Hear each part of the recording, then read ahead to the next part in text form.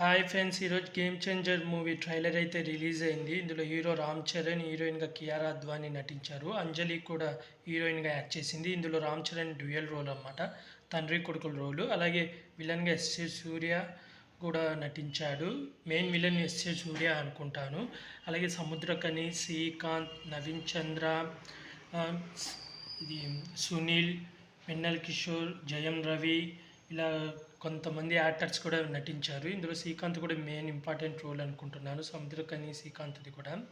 అలాగే ఈ ట్రైలర్ ప్రకారం మనకు స్టార్టింగ్లో ఒక సీన్ చూపిస్తాడు అన్నమాట. అందరిని ఒక రూమ్లో కూర్చోబెట్టి ఒక డైలాగ్ చెప్తుంటారన్నమాట.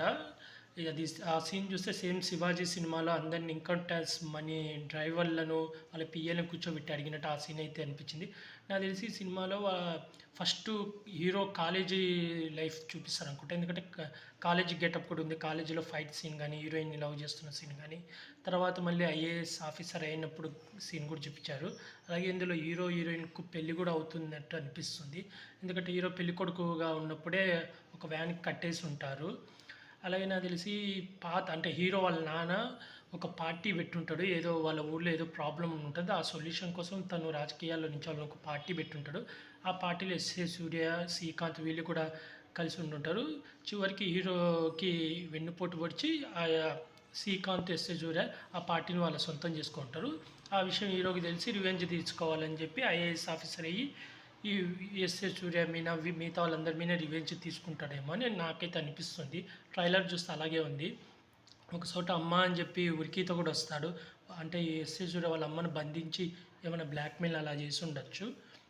అలాగే మనకి ఫ్లాష్ బ్యాక్ ఒక దాంట్లో రామ్ చరణ్ వైట్ పంచాయి కట్టుకొని పోలీసులకు ఫోన్ చేసి, సార్ ఇక్కడ ఏదో ప్రాబ్లం అవుతుందని ఫోన్ కూడా పట్టుకొని ఉన్నారు. అంటే నాకు తెలిసి ఫాదర్ క్యారెక్టర్ వేసిన రామ్ చరణ్ది ఫైట్లు ఏమి ఎక్కువ చేయడు అనుకుంటా. సాఫ్ట్ క్యారెక్టర్ అనుకుంటా, కొంచెం అమాయకుడిలాగా. అందుకని చెప్పి రామ్ చరణ్ని వెన్నుపోటు పొడుచుంటారు.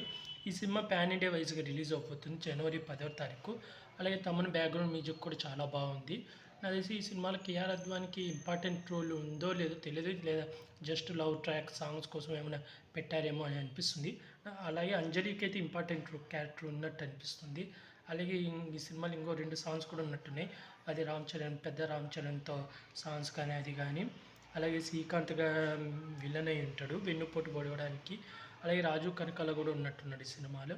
నాకైతే ఈ మూవీ ట్రైలర్ అయితే చాలా బాగా నచ్చింది. జనవరి 10వ తారీఖు ఈ మూవీ చూసి రివ్యూ చెప్తాను ఫ్రెండ్స్. మీకు ట్రైలర్ చూసి నాకు ఏమనిపించిందో కామెంట్ చేయండి ఫ్రెండ్స్.